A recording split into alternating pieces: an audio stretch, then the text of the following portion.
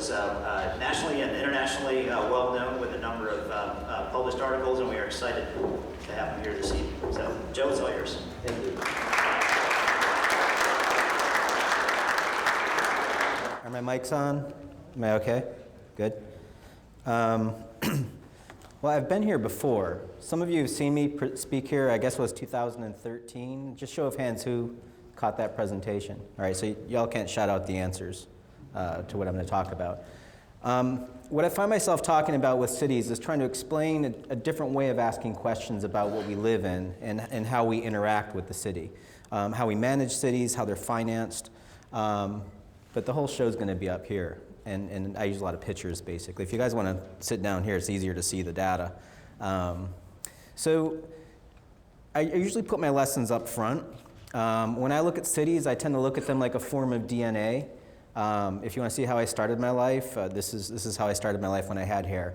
And this is my trajectory, right? So I'm going to be Papa, whether I like it or not. I was just on vacation in Italy, and was taking my mom through Rome, Italy. I'm from Rome, New York. And so let's talk about my mom for a second. So I'm more prescient about what's going on with my father in me. So I'm genetically Italian.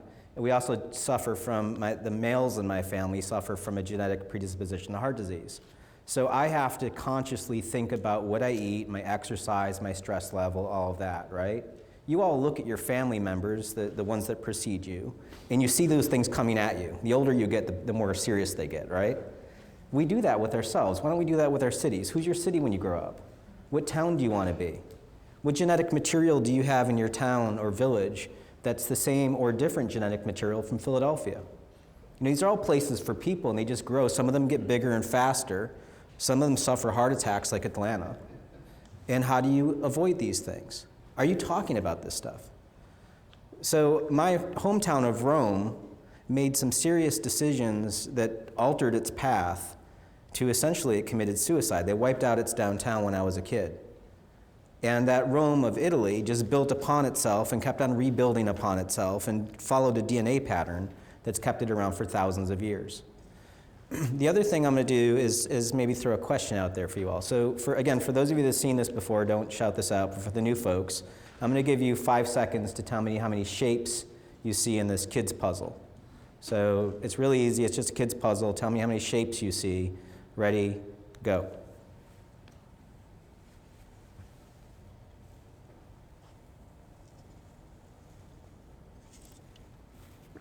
All right, who's got the answer? Just shout it out. That's all right. 11, 15, 18, 20. Maybe you want to go higher than 20? 26, all right, overachiever. Is it? Can anybody tell me how many kids were on the school bus? What time was it on the clock? So there's a Nobel Prize-winning behavioral psychologist, Daniel Kahneman, who wrote a book called Thinking Fast and Slow. What I've done to you is I've used a human foible, a quirk that we have. I've asked you a question. We're really good at eliminating information when a question is posed. And that question predisposes and steers an outcome. If we just talk about a highway, transportation, the whole world becomes a car. And we miss what cities are. There are lots of different stuff out there. There's lots of data. There's housing, there's jobs, there's all this information. You don't see that there's 4 kids on the bus because I didn't ask you that question. You eliminated that information. All the things that I'm going to do from here going forward are just asking different questions. This is all information that we have hiding in plain sight. I'm just asking different questions about cities. So who's all been to Asheville, North Carolina? All right, cool. About half the audience. Asheville is a cool place. This is where it's located, about 4 hours northeast of Atlanta. It's in a beautiful setting, the Smoky Mountains. We have bluegrass music. There's 90,000 people in Asheville. We have 40 breweries. 40. We drink a lot of beer. That's about 3,500 people per brewery if you're doing the math on that. And like any quirky little mountain town, we have men's dressed as nuns on tall bikes that eat fire. It's your typical little place, right? Well, Asheville didn't start this way. This is a shot of Asheville in the 1800s. 15 years after this picture was taken, it was a sleepy little settlement town. This is what Asheville became. We like to say that the 3 T's made Asheville: trains, tourism, and tuberculosis. Then once the train lines came down there, it brought a flood of tourists from the Northeast, and it rapidly changed the city. We had the second streetcar line in the entire country. The only city that was before us was Richmond. Presidents came to visit. We've had Obama 3 times in Asheville. During the 1920s, we were growing at 20% in population every single year of the decade. This building was built in 1926. It's 12 stories tall. We became the second largest city in North Carolina. The only city that was bigger than Asheville was Winston-Salem. So think about that for a second. For those of you that know North Carolina, we were bigger than Charlotte, Raleigh, Durham, all of those places. In that process, we achieved the highest debt per capita of the entire United States. We were #1 in debt. And when the Depression hit and our books were audited, we thought we had $5 million in the bank. It turned out we had $18,000. That's a little clerical error there. Our entire city council was indicted and the mayor committed suicide. That's how we call that leadership in North Carolina. That's how we entered the Depression. Thomas Wolfe, famous American author, wrote the book Look Homeward Angel. In the book, this is what he had to say about his hometown. Asheville has squandered fabulous sums. They've flung away the earnings of a lifetime. They've mortgaged those of a generation to come. They have ruined a city, and in doing so, they've ruined themselves, their children, and their children's children. Now, I don't know if any of y'all spent time in the South, but you generally don't speak this way about things. Never up front. They're not Yankees, they don't do that. So he was actually threatened. His family was threatened, and his second book was called You Can't Go Home Again for obvious reasons. This is a true story. So in a way, he was right. He would nail what would happen for the community. We chose, in a very proto-Tea Party way, not to take part of the New Deal program. So Asheville chose to pay off its debt. It would take us until 1976 to pay off that obligated debt burden. So we were fiscally conservative and prudent. We took that money out, we're gonna pay it back. Here's the newspaper, 1976. You can tell it's a big deal because they get these 3 guys to burn the bond, and this is Miss Asheville with the tiara holding it, and they teleprompter in Billy Graham. When Billy shows up, it's a big deal. But check out the damage to the children's children. It's not even the lead story in the newspaper that day. The lead story is actually somebody dying in a prison fire in some other county. It wasn't even our county. We couldn't even celebrate this and take pride of it. But when we did, we started doing what other cities did. We started investing in infrastructure. We started down this path of highways. We cut a highway through the north side of downtown, which became the Crosstown Expressway, and the coup de grace was blowing the mountain open. I love that it's on a postcard. No offense to the highway engineers, but the community actually fought DOT and proved it was cheaper to do a tunnel. But North Carolina Department of Transportation didn't know how to do a tunnel, so it wasn't part of our EIS, even though some lost civilization of humanoids left us a tunnel right here. Apparently that technology didn't transfer that 150 yards. But on the other side of that cut, when we blew the mountain open, the mall happened and our downtown died. Is that a familiar story? We've seen this in city after city by, again, asking certain questions and not realizing what we're toying with. We're toying with a habitat for humans and how it affects the marketplace there. So these are shots of our downtown from not too long ago. That's a 1996 Chevy Celebrity. Look at this wonderful fixer-upper. Hey, Mr. Developer, why don't you come down and put some effort behind that? Good luck, right?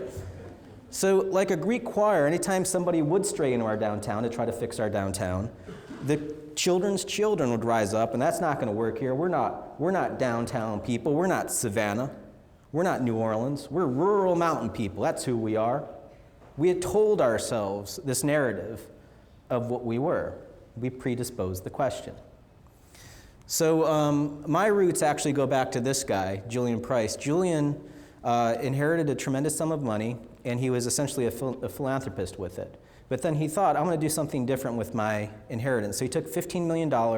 He created a for-profit real estate development company focused on fixing downtown. The firm is called Public Interest Projects. I used to work there. 75% of the money went into sticks and bricks, and we reserved 25% to seed businesses. So we'd get that retailer going on the ground floor so that they'd get healthy, and then we'd launch them.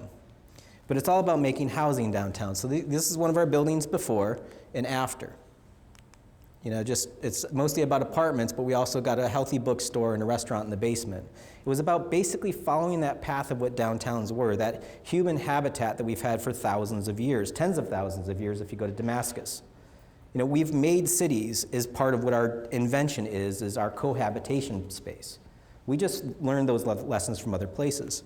We've done some sophisticated stuff. This is a mixed-use public-private development where we worked with the city to do a parking deck, and then we're wrapping a hotel and housing on it. It's basically making a non-taxable infrastructure of parking and then wrapping tax base around it. It was real fun working with the city on this because the city attorney, of course, creates this 48-page legal document and then hands it to the mayor as if the mayor is going to want to suffer through all of that. So we made a model showing that the city has fee simple, so that's the city, and then we're going to wrap taxes around it. We just made a little Play-Doh model kind of thing. And it was basically to communicate to our citizens that this is important stuff and that we need to work together on this. The city is a cooperative development. The other thing that Julian would do is constantly communicate. He passed away in 2001, but before he died, he had his own, this is what Asheville looked like. We just boarded the buildings in, bricked them in. But he had his own, it was essentially trying to change the spirits of the community to get them to see what the city could be by bringing other examples. I love this quote from Arthur Frommer that he uses. Among cities with no particular recreation appeal, those that have preserved their past continue to enjoy tourism. Those that haven't receive almost no tourism at all. Tourism simply doesn't go to a city that's lost its soul. And 15 years after he published this, Frommer's magazine would list us as the number 5 place in the country to visit. 2 years ago, we got listed number 1. We get 10 million tourists a year that come through Asheville. I've got 75 restaurants downtown in my downtown. That's why the 40 breweries get supported. It's not us. I mean, we do drink a lot, but it's due to you all. And this is about making a city work, right? So that's all fine and good, Joe, but what's the data behind this? Why does it matter to my community to talk this way or to get my community to understand why we need to work together? Well, this is the value of downtown. So if we're a $15 million investor in this asset called downtown, downtown is a value of about $100 million. Just by fixing those buildings, and it wasn't just us, there were other developers that came in and added to the whole pie. Just by fixing those buildings, this is the value of what happened downtown. So it went from a $100 million asset to a $500 million asset. And it wasn't easy. It wasn't all love and roses in Asheville, I'll tell you that. There's this guy here, this is my favorite guy, Chris Peterson. Chris was furious about downtown development. This wasteful contribution, just giving that developer subsidy to fix the sidewalk, right? Because you're not paying for it. So streetscape projects, some parking garages, $26 million shackled to, I mean, look at this guy, he's crying. Just so upset. There's another taxpayer upset. You know, downtown development for bureaucrats instead of water, sewer, streets for our citizen. 26 million bucks. That's a lot of money. So who's got $26 million in your pocket? Anybody? I don't. But that's a gift to downtown development. Okay, let's just do some math here. If you invest $26 million on a $100 million asset and it grows to $500 million, is investing 26 and yielding a $450 million return, is that a good return on investment? Yes. Why the hell do we listen to Chris? You know, there are people that will fly out there with an opinion, a statement, that's cool, but there's facts. Let's talk about the facts. Now, Chris hasn't stopped. He's still around. He's amped up his game. He's got websites now with, you know, the mayor with like lightning bolts and the council, and they're all charlatans. He's misspelled charlatans, by the way. But that's fine. Let's just allow, you know, it's like, let's not give that fuel. Let's kind of talk about the data. So we're constantly talking with our community about the data that's there and why it's important. We can have any kind of statements we want, but what's the data? I do this because there's roots to this in our civics. This is a kid's book that I found in a garage sale, City, Town, and Country. This is a teacher's guide, City, Town, and Country. City, Town, Country. 3rd grade, this is a 3rd grade textbook from 1959. In kindergarten, you learn about your house. 1st grade, the school. 2nd grade, the neighborhood. 3rd grade, you learn about regional planning. 3rd grade. In this teacher's guide, it tells you how to deal with your 3rd graders who are learning about the world and asking bigger questions. Does anybody remember this book? I mean, we were taught this book in civics. We just don't learn this stuff anymore. But here it is, it says here, remember too that many children, whether urban and rural, and regardless of region, are tragically limited in their knowledge of their world, and their world is largely the space in which they live and operate. There is this tragic limitation in how we look at cities. I know where I live, where I get my groceries, where I drop my kids off to school, and where I go to work. That's my city. If I can't find a parking space in downtown, all of a sudden it's the mayor's problem. You need to solve my parking issue, right? Well, that's not how a city operates. But we've trained ourselves that that's what we believe civics are. It's about what we want and not necessarily how these things have to function financially, this tragic limitation. So the city, to me, is a finite boundary of land that has to be managed. If we're a $15 million investor, what's my city worth? What's your city worth? What's your town worth? What's your county worth? These are all real estate assets, right?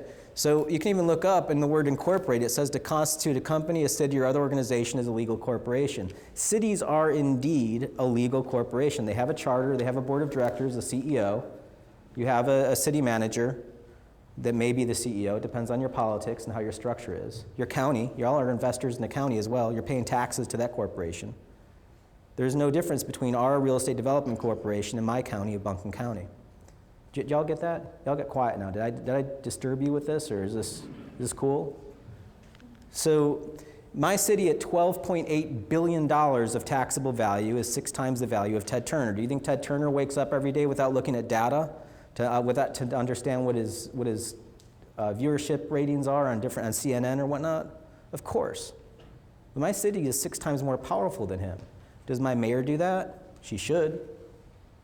So this is the power of knowing the data in your community. So if you look at buildings as a product, they're a crop that grow, the land is a finite boundary. Y'all have a lot of agriculture here, you get it. Your farmer doesn't go out there and just till the soil and just grow something. Your farmer is doing an economic analysis of what the cost is per crop, what the crop yields in the marketplace, what it costs to fertilize it, water it, the labor, and doing a financial model. So if we were to look at the buildings the same way, my city is a finite crop. Our state won't allow my city to annex land. We're actually, incidentally, if y'all ever want to have some fun, y'all come down to North Carolina and try some of our politics. It's a blast. Our state stole our airport, took our airport away, our water system. They didn't pay us a cent for either. And because we complained, they went ahead and changed the state charter so that Asheville is the only city in the entire state that's not allowed to annex anything. It's super awesome. And then they threatened to liquidate us. That was cool. So this is a building, right? This is a building we rehabbed. Here's the streetscape project that Chris got upset about. So thank you, city, for the garbage can, the bike rack, 2 benches, and the street tree. We didn't pay for it. Thank you.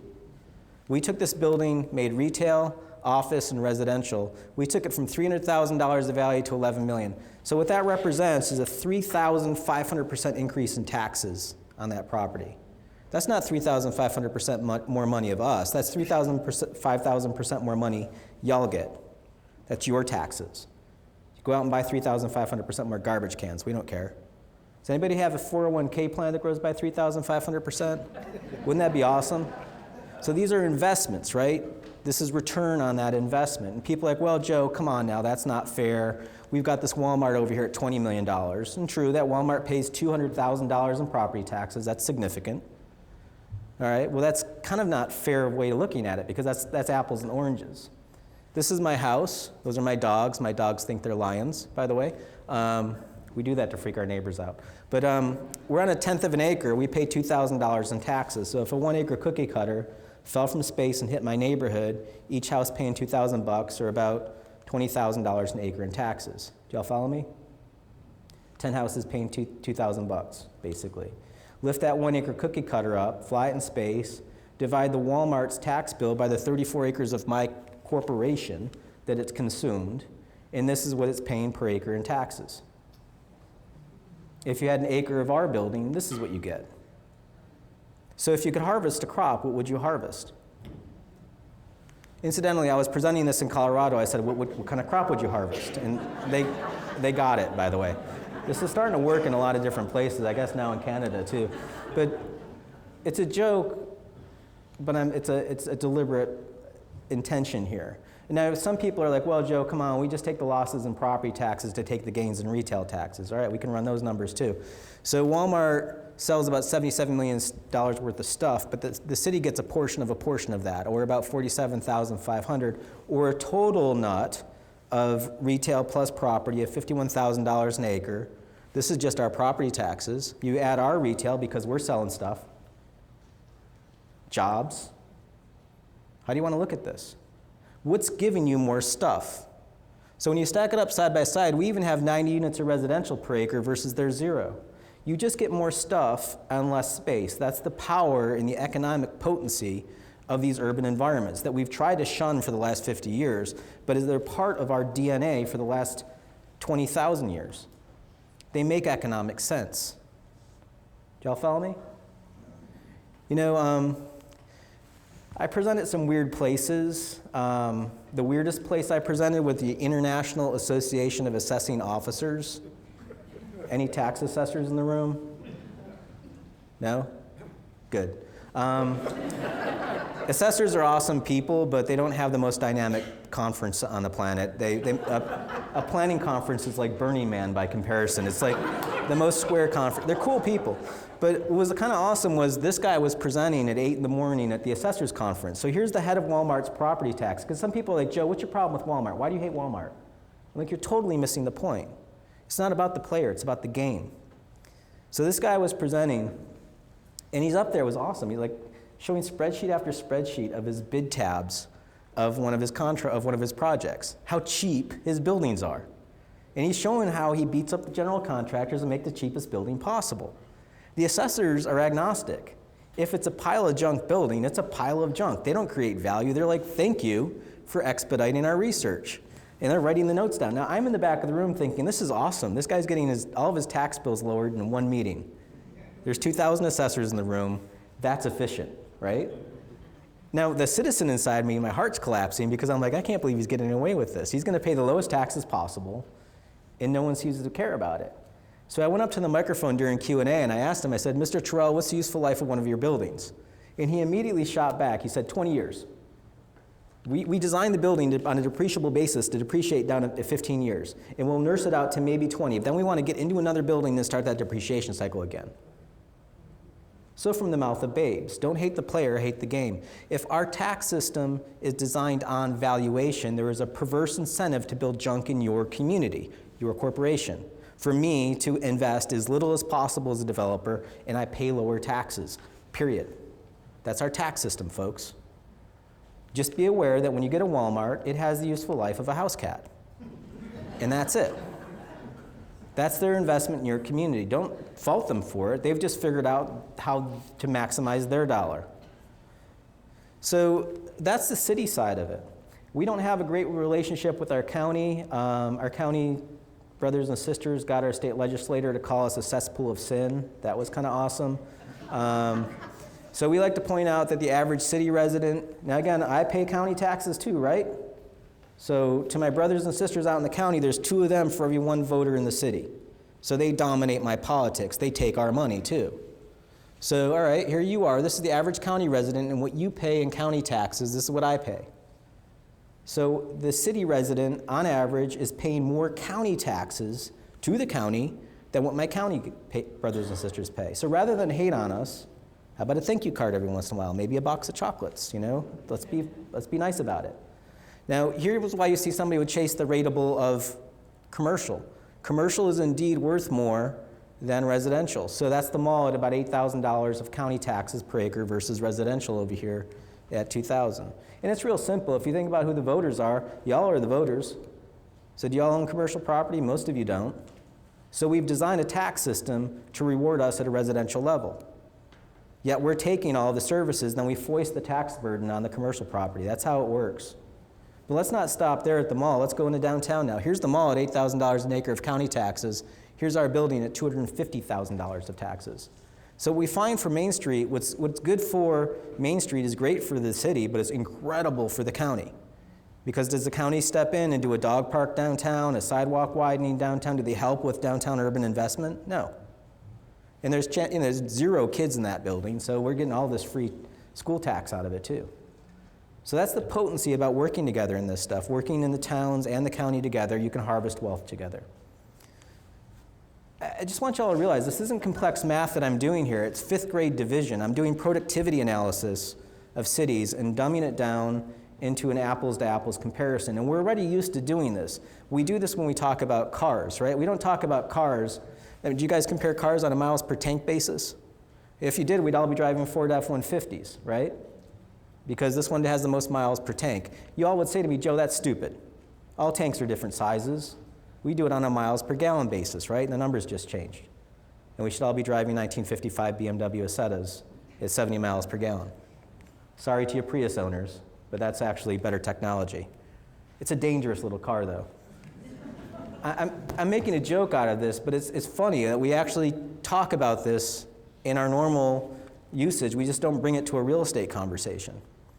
So we've done this all across the country. We've done it in New Zealand, Canada. When we mash up all of the data that we're seeing and just normalize it, this is what we see. For every dollar of county tax somebody out in the county is paying to the county, their brother and sister inside the city or town is paying about $5 per acre per that dollar to that same county. Here's the Walmart, here's the mall, and this is a 2-story building.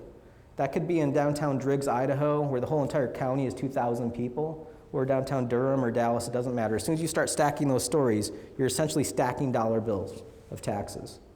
And it's not a proportional jump to 3 stories, it's an exponential jump from 3 to 6. And it's crazy, the data is there, we just have to ask the question, just how do you grow your wealth? How do you grow this? Y'all follow me on this? Does this make sense? So we can do things like map our brains. I can show you what's going on with your creative process versus your brainstem activity. I can show you what's going on in your head. Can't we do this with real estate? Can't we take the city and just move the city out of the way and just use GIS technology? Incidentally, this goes all the way back to Ian McHarg, who was a professor at University of Pennsylvania. And can we look at the layers of this? I can show you the infrastructure, the streets and infrastructure, which activates real estate, right? So the buildings only get built once you put a street there. That's the physical environment. We also have the environment that Mother Nature has given us, the ologies, hydrology, geology. I can make those layers and show you what's going on. What we specialize in our practice is separating nature and the man-made, and we map the money. Can I show you what's going on with policy and economics? Can we visualize that and see where you're getting your money? So back to Asheville. This is my county. We have a big park right here that's part of the Blue Ridge Parkway, so it's non-taxable. So just to be crude about it, it's gray, I don't care about it, no money. Not giving me taxes, right? Then we have low value in green. Purple is super high value. That's the Biltmore estate right there. That's America's largest house, the Vanderbilt mansion. So when Mr. Cecil, heir to the Vanderbilt fortune, when he shows up, his house is worth $100 million. When he shows up at a council meeting, we all genuflect and thank him for his time because he's got a $100 million house. I mean, he's a very potent guy, right? But it's not really fair because his house is 150,000 square feet and he's sitting on 2,000 acres of land. It's like having the biggest gas tank. So rather than going total value, let's do value per acre. Now all of a sudden the map has changed. I'll just show it to you in 3D. Does anybody want to take a guess where downtown Asheville is? One wild stab. Boom. So here's where it peaks out right there. And this is our little sister over here, 10 miles away, that's Black Mountain. I can see Main Street of Black Mountain, a village of 8,000 people, has the same form and shape as the big city. So this is Mama Bear and this is Baby Bear. And if I lay the millage rate of the county like a blanket across the whole entire county, where does the county get its wealth? It all pops up in the center, right? So let's talk about this thing as an economic model. My county is worth $33 billion. Billion. It's like 30 times the value of Microsoft. I mean, think about that. Think about those numbers. Do you think that, I mean, I wish you could see some of my county commissioners. Are they qualified to run Microsoft? You know? So here's Austin. You can see where downtown Austin is. But we've got other data in Austin, but you start to see things like this. This is just a 3-story building. If you had 1.1 acres of that building, it would equal a 20-acre Walmart. What's going to give you more wealth and return on investment? Where do you put your energy to grow more wealth? Now in Austin, in Texas, we got other data, like their retail, we got their booze sales. This is kind of cool. You can see how much they drink in their downtown. Incidentally, this district right here are regular people. That's the university down here. These people drink way more than the college kids, which is kind of crazy. The retail sales, again, downtown's killing it. This is the mall zone. The area that's monolithically retail is not even keeping up with downtown. And downtown has the additional burden of being a state capital, so you have all these government buildings. They've got housing, they've got offices, and yet their retail is still beating a monolithically retail environment. And we've seen this in Austin. We saw it in Syracuse. This was kind of fun. I don't know if y'all know Syracuse, but this is a 6-story mall right there. It's like the Mall of the Americas for the Northeast. You see that little pixie stick. When the members of the downtown organization saw this model, it was the chairman of the board for the Downtown Association didn't believe it. And he's like, there's no way that our downtown is beating them all. Now, let that wash over you for a second. His job is to be on the board of directors for the downtown organization. He didn't even have the confidence of his own downtown. And he's like, no, our downtown is not that great. If y'all ever been to downtown Syracuse, it's seen some better days. But that's the data. And he's like, no, my daughter shops at that mall. She drops $200 a month. And I said, fair enough. How often is she there? She's like, every weekend. And the mall's jammed. And I'm like, sure, on the weekends. You had lunch downtown. What did you spend today? And he said, $12. I said, multiply that times 20. And he's like, oh my God, I spend more than my daughter. And I'm like, yeah, that's called data. Let the data tell you what's going on, right? Don't let your biases get in the way of what you think you are. So Nashville, same deal.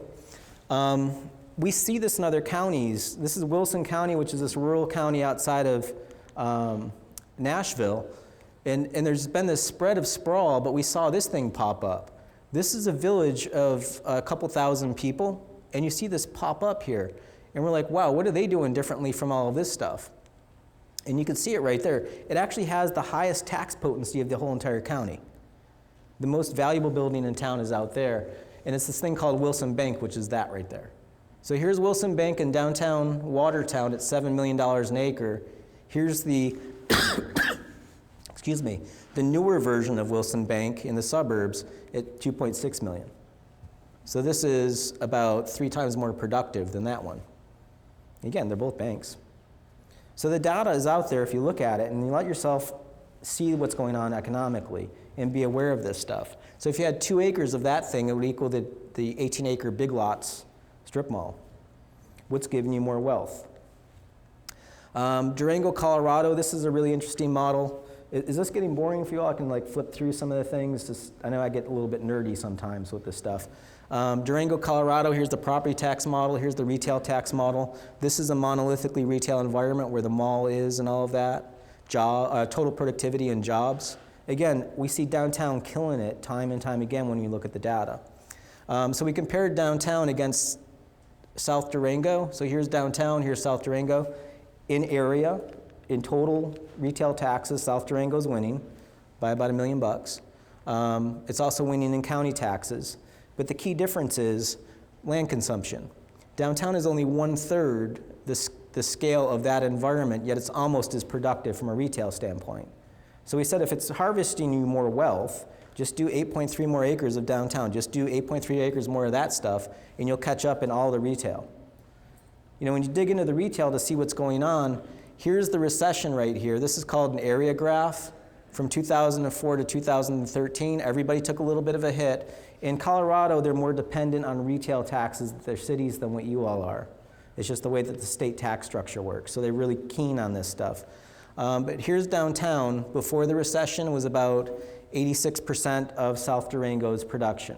After the recession, downtown grew and actually started catching up to South Durango. It's about 91% after the recession. So we asked the next question is, are they doing more buildings downtown or something? So we measured it. This is how much more was added in downtown. That's how much more was added in South Durango. So per square inch, or per square foot, every time you add to that downtown, you're actually accelerating your growth. Even though this is adding how many more hundreds of times of square footage, it's still not pulling away. So we had a couple of businesses actually open their books, this coffee shop and this bookstore, 1-story retail, Main Street, 1-story retail out in the burbs. This is the land consumed of Walmart, and here's the 2 little businesses. So they shared with us all of their taxes they paid, and here's the county taxes that these 2 businesses pay, Peter and Tim. That's what they're getting to the county per acre, and this is what Walmart's paying. Retail tax production, who's producing more? Jobs. Peter and Tim are producing 233 employees per acre versus Walmart at 15. So now that we see the data, we see who's returning more to their community, let's ask the next question. Who's sponsoring the Little League team? Who's hiring the local accounting firm? Who's hiring the local attorney? Which side of the ledger? How are you yielding more wealth in your community? How are you tying those social bonds together? And these are the questions to ask. Don't just take everything at face value. So oftentimes I get from people, they're like, well, Joe, that's all fine and good. That's just the revenue side. What about the cost? Lafayette, Louisiana, we were hired to do the costing side and visualize it the same way. The mayor, super nice guy, his name is Joey Durrell. I don't know if any of y'all have ever hung out with Cajun people from Louisiana. They're very funny people. And he's like, look, Joe, we're going broke. People don't understand how broke we are. You need to show them how broke we are. We're broke. And we started getting into their data, and we found out that they got broke once before. This is the cover of their budget document from 1994. They call them parishes down there. They're not counties. But this is the cover of the budget document. Do you think the finance officer was sending a message about the state of affairs in government? When this is the Lafayette Parish government about to get hit by a tsunami and eaten by a shark, right? What do you think the county executives did and elected officials did when they were faced with this little bit of a reality? Kick the can down the road. Next year, it'll all go away. We're not going to make a hard decision, right? We don't want to be unpopular. The next year, undeterred, the finance officer was like, hey, did I mention how screwed we are?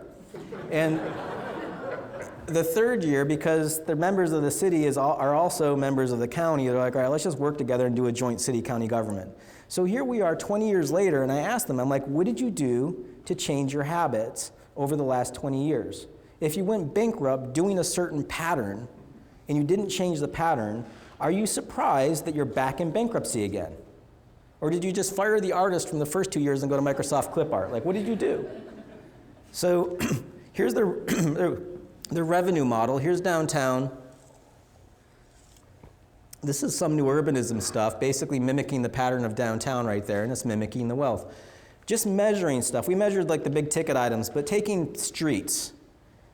You all own the streets. I, as a developer, build you the streets, and I give them to you. It's not free. It's a future liability. Your grandkids have to pay for it, or you all are paying for what your grandparents left you. It's that simple. In Lafayette, Louisiana, they have a 40-year useful life on the streets because they're built on a rubbery soil and they shake apart. You all have to deal with ice freezes and salt, but they don't have to. So all their streets matter in the equation. If you take all of their streets and shove them all together, it's a parking lot, basically, right? It's just a big piece of asphalt that you all are on the hook to fix. In their case, it's an asphalt parking lot, 6.5 square miles in area. It's like 12 times the size of the French Quarter in New Orleans. They have to rebuild that. That's the public cost, right? So what's the cost of that? Now, one of the things that we saw was these, I call them publicly funded and maintained driveways, these cul-de-sacs. I mean, this guy even parks a trailer there. And they told me, they're like, oh, people don't want to have traffic. Well, that's not a street now, is it? If I can't drive through it, it's not helping the network. So that's cool that they don't want to have traffic, but why is the public paying for that? 13% of that six square mile area are these things. And they're like, well, people like that. And I'm like, well, yeah, great. I'd like to be 6 foot tall and have a full head of hair. That'd make me happy. Is it about happiness or what you can afford? Right? So there's a lot more streets in the city than out in the county, and here it is, 2/3 more streets in the city than out in the county. Yet when you look at how it's financed, this is how it's financed. Does anybody think that's fair? If you have 1/3 of the streets, shouldn't you be paying 1/3 of the system? Well, that made one of the counselors from the county kind of upset at me, and he responded to this statement about parity with this. It's not where you live, it's what you believe. He wrote a 2-page letter about how he was going to kill his dog and chase his grandmother out of her house and all this other bad stuff. I'm nasty, right? Now, what's kind of funny is the public works director, you guys will dig this, the public works director responded by saying this: there's no such thing as an infrastructure fairy. So we had to Photoshop Kevin's face in on that one. And Kevin's like, how do these people not get it? And I'm like, well, you're struggling with their reality right now, but let's run the numbers on it. So in 1960, this is a flow chart of the economic costs of growth patterns. 1960, you took on some roads. So we're going to run a road model from 1960 to today in 2015. In 2009, you stopped taking roads because you eventually figured out that you can't afford them. But the problem is you took on roads in 1960. So as a developer, when we get involved in buildings, if I put an air conditioner on top of that building, that air conditioner has a cost, right? It cost me $15,000. It's got a useful life of about 15 years. So I can actually program into the rent a reserve account to replace that air conditioner in the future. Because I can't just reach into my pocket and pull money out. It's just not going to happen. I have to make that money happen, right? I don't know if you have a secret money mill in your office where you just print money. We just don't do that. It's got a cash flow. So the cities are the same way. When I, the developer in 1960, gave you these roads, that's not a gift. You should have programmed in a replacement reserve, which is about that much money right there. The problem is you took on more roads in 1961, 1962. Every year you started taking on more roads. You should have built a bigger nest egg. This is the cost in 2010 of fixing that road. Blue is your revenue. This is how you're cash flowing into the future. Let me ask you a simple economic question. Do you have enough blue to pay for the red? Do you have enough revenue to pay for your cost? Well, let me make it easier. Do you have enough revenue to pay for your cost? So in addition to the fact that the cost is 18 times the scale of your revenue, here's the scary part, folks, and this is city after city across America. Half of their revenue is already committed to debt service on bonds that they already started taking out. You don't even see that money. That just gets skimmed off the top. It goes to some investment firm in Philadelphia or New York. You don't see that money. So we programmed the model. We sent everybody a bill for where they live. This is taking the whole city and floating it on its side. So you can see the sunk costs, and then you can see the revenues of what people pay. And we net, you got your net your revenues against your costs, right? What's in the black, what's in the red. Here's the whole thing in 3D. And when you take this thing and slap it on the ground so everything pops up vertically, this is what it looks like. So you can see the full cost of these areas and then where you're getting net revenue productive. And we said to them, we're like, you might want to do more of this green stuff to save you from the red stuff. And they said, well, Joe, you don't understand. People really want to live out here. That's where people are moving to. They like living out there. I'm like, yeah, you're paying them to move there. They're not paying that true cost. And that's because of how our tax system's set up. And you can't afford that. Let me make it simple. In 1950, they had 34,000 people, 5 feet of pipe per person, 2.4 fire hydrants per 1,000. They've grown their population to 121,000 people. They've grown their feet of pipe per person to this. Their fire hydrants per 1,000 to this. A 350% growth in population, 1,000 and 2,000% growth in liability. In that growth period, today's people are left holding the bag for what people were doing in 1950 and 60 because you have to fix that stuff. Pipe doesn't last forever. And they told me, like, Joe, look, we got rich. We got oil money out of the Gulf, so we measured that. Here's adjusted for today's dollars. You were poor back then. You grew your wealth. Good. That's only 160% growth in wealth. So you've grown your wealth 160%, you've grown your liability 1,000 and 2,000%. And it's not just them. This is an American paradigm. This is how we've been building cities, and this hope and a prayer that it's all going to work out in the future. Let me kind of skip ahead something here. I hope I'm not depressing y'all. We did you can learn a lot from Rust Belt towns. South Bend, Indiana, and I'll just go through their pipes. This is their population chart right here from 1850 to today. Their apex year when their best population was 1963. That's when they had the highest population in their community, and then they lost Packard and Studebaker to Detroit.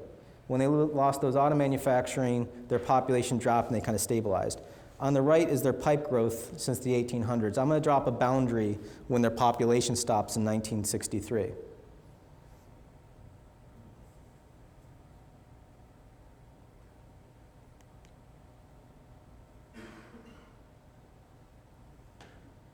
Do y'all see a problem? They haven't grown their people, but they've grown their infrastructure. This is a disaster for the great-grandkids or the grandkids. They're just not going to come back to that place because there's a liability in that future infrastructure. So when you look at their pipe growth indexed against their population growth, this is what it looks like. And I asked them, like, were you guys like dying of thirst in 1930 where you needed that much more water or something? What's up with that? Stretched end to end, their pipes will go from South Bend, Indiana to my office in Asheville. They've got to fix that. Are you guys measuring your pipe? Do you know what kind of infrastructure you have in your community, what the replacement cost of that is? 45% of Lafayette's pipes are clay tile. That doesn't last forever.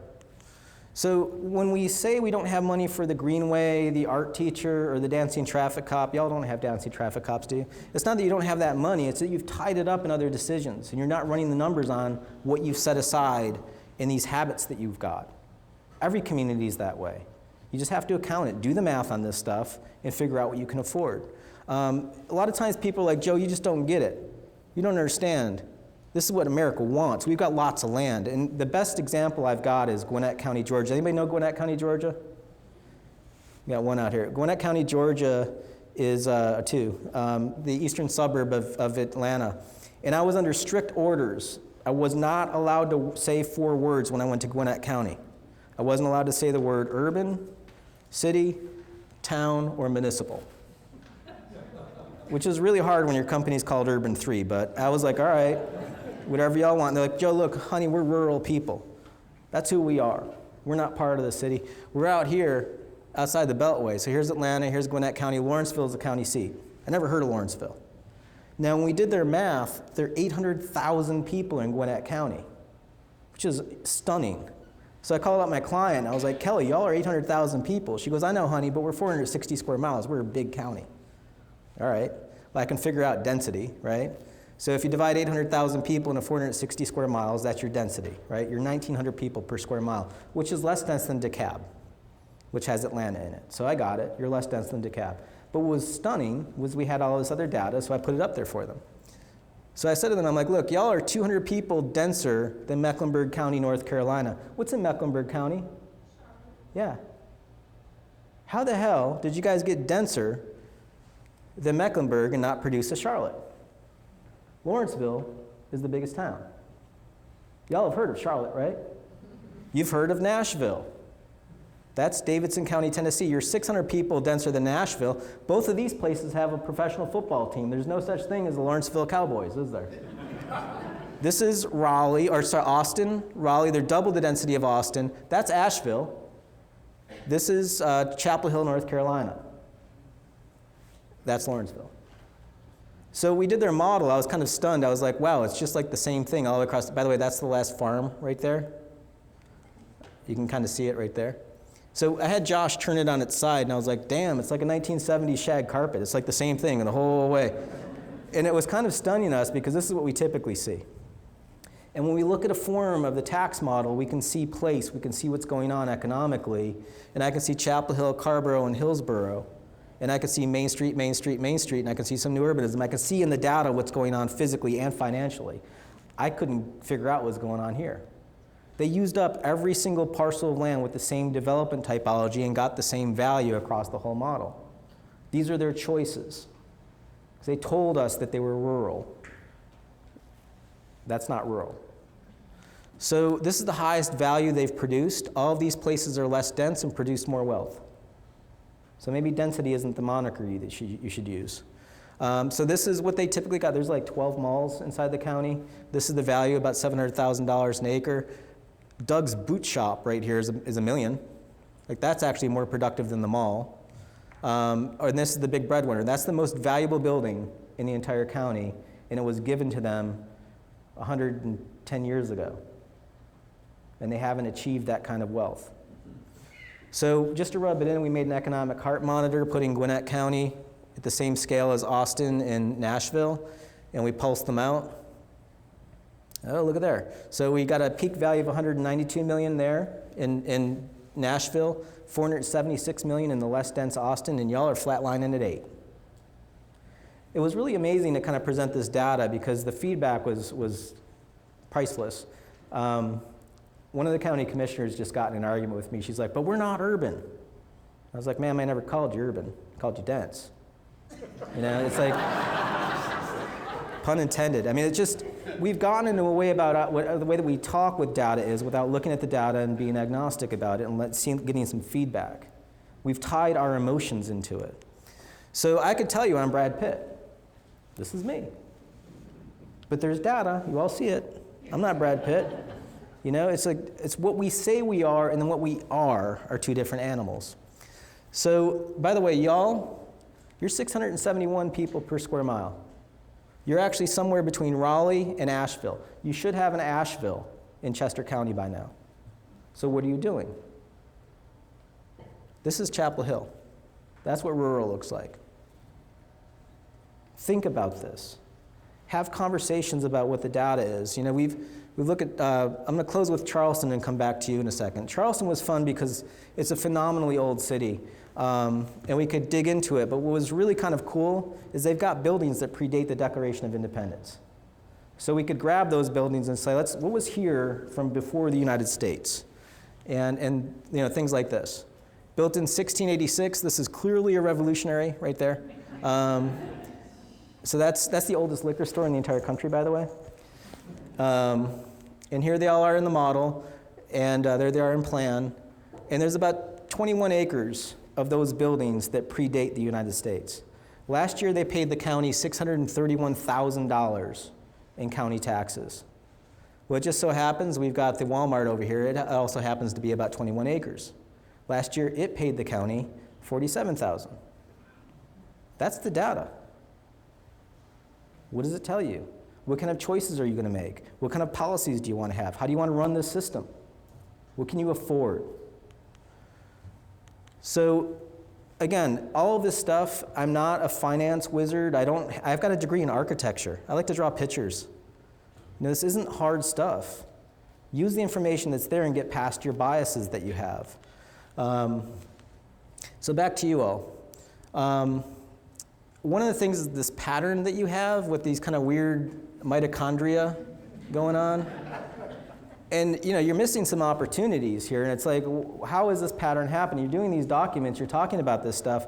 Y'all need to really have, to use a southern term, you have to have a come to Jesus meeting about what you're building here. So this is the path between commercial and that residential house. Yet this is the path that that person has to take. You know, you have traffic. Well, you have traffic because you've got like 4 roads handling everything. You saw that and experienced that coming into here. So just looking at those 2 distance points, here's the actual distance. It's about a 1/4 mile. Yet here's the path that you have to travel by car, which is about 2 times the distance. Would a pedestrian walk double the distance to achieve the same results? Of course not. And if you're not building that in pedestrian environment so you can achieve those results, you're not going to get it. So think about that infrastructure. By the way, we're born with these. Those are free. And you put shoes on them. A car has a cost to it. So we were at, Blair and I were at this, Blair, was that Steve? His name was Steve, right? Yeah. We hung out at the Kennett Square Inn today for lunch, and we ran the numbers. It's about $2 million of value per acre out of that building. It was built in, 1860? Civil War. That's $2 million a square acre. This building across the street's about $18 million per acre. And then just down the road is this thing, the Longwood Shopping Center, at about $450,000 an acre. Which one of these is producing more wealth for you? Which one would you replicate? Which one is going to be here 100 years from now? Think about that. Think about building your wealth and cultivating your wealth and leaving a legacy for your kids and your grandkids. So 5.7 acres of that little guy, let's say 6 acres, would equal the 25 acre that. This has been producing that kind of potency for wealth of almost 100 years. If you're not measuring this stuff, you can't manage it and you can't make educated decisions about how to bail yourselves out of your problems and how to do strong economic investment. And you have to just have the numbers there to figure it out. There's some weird behavioral quirks, and I'm just going to give you one. Just weird things that you get into. The reason why I was at the assessors conference was just the anomalies inside the assessment process. And I'm sure you've been there with real estate. Anybody that's involved with real estate development, you find this weird stuff. We call it a 17th century bloodletting to get rid of humors. These kind of wild things that the assessors do with the real estate. But this is my favorite. This is Cheyenne, Wyoming. We've taken the model, and there's buildings that have value and your dirt has value, right? If you go home and look at your tax bill on your property, you'll see 2 value numbers. One's your land and one is your building. We go into the model and just turn off the buildings and look at how the dirt is valued, right? Dirt on a per acre basis. So there's no buildings in this image. This is a neighborhood. You can see everybody's the same color at about $15,000 an acre. So that seems fair, right? Everybody's got the same value. You and all of your neighbors are the same value per square foot in the neighborhood. But we see some anomalies here. It's because assessors don't use maps like this to double check their mathematics. They're using these long calculus spreadsheets, and they hope that it all works out, and they hope that you all catch their errors. Good luck with that. What's crazy is they can just do this in like 10 minutes. But what was fun was this thing. And you can clearly see there's a mall on this property. This is the mall, but just this dirt. $15,000 of value per acre. If you cross the street, the land doubles in value. Same zoning category. So it's like 8 o'clock in the morning. I'm presenting in Cheyenne, Wyoming, and there's like serious like cowboys in the room with like cowboy hats and stuff. And I'm like, hey, what's going on here where land is 15,000 and you cross the street and doubles to 30? How does land double in value? Does anybody know this? The tax assessor was sitting in the front row and she put her hand up in the air. She's like, no, you don't understand. And I was like, try me, what am I missing? And she goes, well, they have more land here than they do. So the more land you have, the lower the value. Does that make sense to anybody? I was like, oh, wait, hang on a second. I've got 3/4 of a mile of frontage here, another 3/4 of a mile, another half mile and half mile. I've got 3 miles of frontage here. This fella's got 200 feet. I've got more infrastructure. She goes, yeah, we don't count infrastructure as part of the assessment. That's not part of the process. I'm like, so you're going to do this investment. You're going to give me more infrastructure at my front door, and I don't have to pay for it? She goes, yeah, that's our process. That's our standard. And I'm like, and then you're going to give me a discount if I happen to own more of this? Does that work in any other finite commodity like diamonds or gold? If I get a bigger diamond, is it cheaper? So if I own more of your community, it's not like you can make another community. It's your corporate boundary. If I get more of that land, you're going to give me a discount? She goes, yeah, that's our standard. So I was at the assessors conference to ask them about this standard. And I said, where'd y'all get this standard from? Did Moses deliver it to you? Like, where'd it come from? And they didn't know. They're like, we don't know. Maybe something in the 1700s, we never really thought about it that way. Now, their magazine is called Fair and Equitable. And so I asked them, I'm like, is this fair or is it equitable? They're like, no. And I said, well, what do you do about it? They're like, you probably need to talk to Larry. I'm like, Larry who? They're like, Larry Clark. So I tracked this guy, Larry Clark, down in the hallway. Seriously, I'm not making this up. And I show Larry this. He thought this was funny, by the way. And I'm like, Larry, where'd the standard come from? He's like, I don't know. I'm like, is it fair or equitable? He's like, no, we probably should change it. That's the way the world works, folks. You might want to ask some questions. So the physical world will show you where this stuff is going on, why we operate a certain way. There's going to be a couple people that want to go through the brain damage that we go through, and it's sufferable. It's not easy to fix an old building.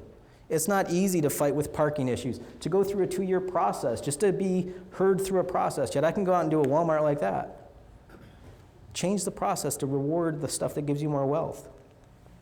So realize this isn't invisible market forces making me behave a certain way. These are all buried in your policies, and people will show you where they're being exploited because you're going to see that process come to you faster. How tax code changes your built environment. This is in Normandy. You used to be taxed on your building footprint, so people started projecting out over the street to avoid the taxes. Buildings got too close together, they started catching each other on fire, they changed the tax code. In England, you were taxed progressively on the number of windows you had because glass was expensive in the 1700s, so people started boarding up windows to avoid the taxes. They changed the tax code. In France, anything below your roof line was considered your building, anything above it wasn't. There wasn't some urban design guideline that made that happen, it was the tax code. So realize you've got to pay attention to public policy, and sometimes you can hurt yourself with it. It's not just, this is your environment, you can control it. So, okay, just to close, my city is worth more than your professional sports teams combined. Or we're about 9.1 Eagles. I can guarantee you that Mr. Lurie knows Carson Wentz's towel bill. I can tell you a cup in our nightclub costs 5 cents a pop. We know this because it has to work for us financially. Half of y'all could probably tell me how many touchdowns he threw last year. You know, it's like, if you know this data, know this stuff about your city. So the urban environment can be a golden goose, but you've got to feed it. You've got to have the nice sidewalks, the stuff in that environment to make more wealth happen. It's expensive, but you have a return on that. And just do your math. Thanks.